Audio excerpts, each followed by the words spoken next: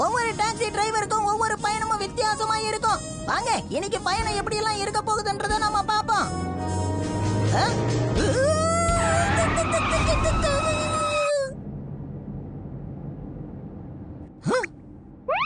Hello, அந்த கண்ணாடியை வச்சிருக்கிறது பின்னாடி வர வண்டியை பாக்குறதுக்கு. ஆமா, எங்களை பாக்குறதுக்கு கிடையாது. எங்க உங்களை தாண்டி எங்க கண்ணாடிய பார்க்க முடியுது?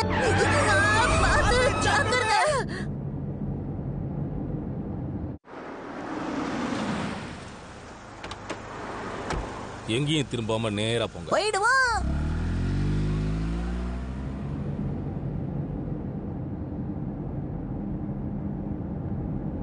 ஹலோ சார், 10 கிலோமீட்டர் ஆயிடுச்சு, நேரவா போனோம். போன வரைக்கும் போதும்பா. அப்படியே வண்டியை கொஞ்சம் ஓரமா நிறுத்துறியா? என்னங்க சடனா நிறுத்த சொல்லிட்டீங்க? இல்ல இங்கதான் இருட்டா இருக்கு. உன்னை மிரட்டுறதுக்கு சரியான இடம். உங்ககிட்ட இருக்க பணத்தெல்லாம் எடு. வண்டியில வந்ததுக்கு நீங்க தான் காசு தரணும். கிண்டல் பண்ணாத. எனக்கு முன்னாடி வந்தவங்க உனக்கு காசு கொடுத்திருப்பாங்கல்ல. இருந்த காசுக்கு நான் பெட்ரோல் போட்டுட்டேன். இப்போ என்கிட்ட இதுதான் எனக்கு வேணுமா? எனக்கு எதுவுமே வேணால, தெரியாம வந்துட்டேன். இப்ப கேவா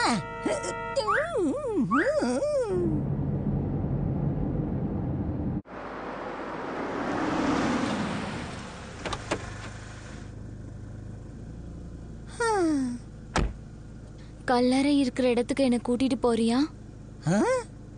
அந்த இடத்துக்கா? அதுவும் இந்த நேரத்துலயா? ப்ளீஸ் என்கிட்ட எந்த கேள்வியும் கேட்காம கூட்டிட்டு போறியா? ஓகே.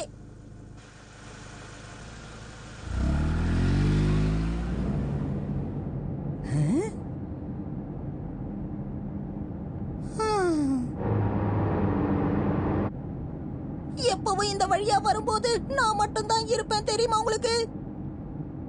இன்னைக்கு தான் 2 பேரா போறோம். ஆமா, இந்த இடத்த பார்த்து உங்களுக்கு பயம் இல்லையா? சின்ன வயசுல யாராவது கதை சொல்லி பயமுறுத்தி இருப்பாங்களே, அதெல்லாம் கேள்விப்பட்டு நீங்க பயப்படவே மாட்டீங்களா?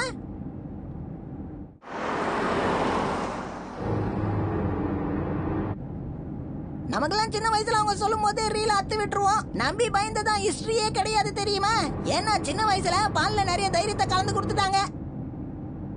என்னங்க இவ்வளவு பேசிக்கிட்டு வரேன், பதிலுக்கு ஒரு ஊன் கூட கொட்ட மாட்டேங்கிறீங்களே. தூங்கிட்டீங்களோ?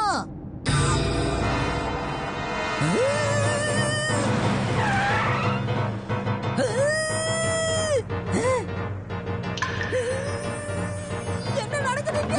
காணோம், எங்க போனாங்க? கண்டிப்பா அதேதான். அடடா, ரொம்ப பயந்து போயிட்டான் போல இருக்கு. இனிமே என்னுடைய சர்வீஸ் யாருக்குன்னா அத சொல்றதை விட காட்டிடுவோம்.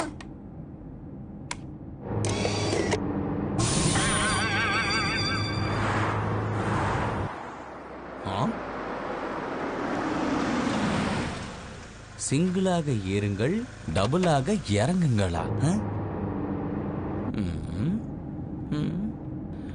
என்னடா இது? இங்க எழுதியிருக்கிறதுக்கு என்னதான் அர்த்தம் புரியலையே. பாருங்க. என்னது? கொஞ்ச நேரத்துல உங்களுக்கே புரியும், பாருங்க. என்னால காத்துட்டு இருக்க முடியாது. அதுக்கு நான் ஒண்ணும் பண்ண முடியாது. எல்லாத்துக்கும் காலம் கை கூடி வரணும்ல. கொஞ்சம் பொறுமையா இருங்க. புரிஞ்சிருச்சு. ஆனா நான் அப்படிப்பட்ட ஆள் கிடையாது.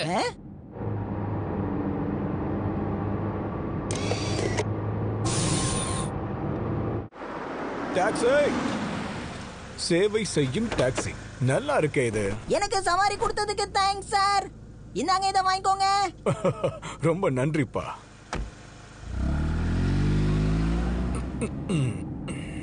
அப்பா, இப்பதான் ஃப்ரெஷ்ஷா ஃபீல் பண்றேன். நான் இத யூஸ் பண்ணிட்டப்பா. இத எங்க வைக்கிறது? ஒன்ஸ் நான் அண்டர்வேரை கழட்டிட்டா அத கண்டிப்பா நான் திருப்பி போட மாட்டேன். என்னது, நீ யூஸ் பண்ணதா? நல்லா இருக்கு இந்த டாக்ஸியோட சேவை. உங்க கோவத்தை தணிக்க ஒரு படம் பாக்குறீங்களா? ஓ அப்படியா, சரி போடு. ஓ இந்த படமா? இத ஏற்கனவே பாத்திருக்கனே.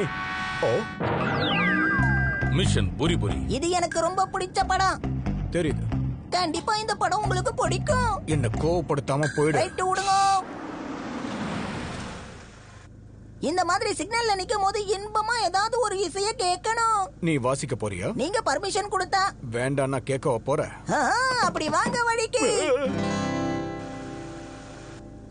சிக்னல் கலர் மாறிடுச்சு. அப்படின்னா வேற இன்ஸ்ட்ருமெண்டே வேண்டாம்.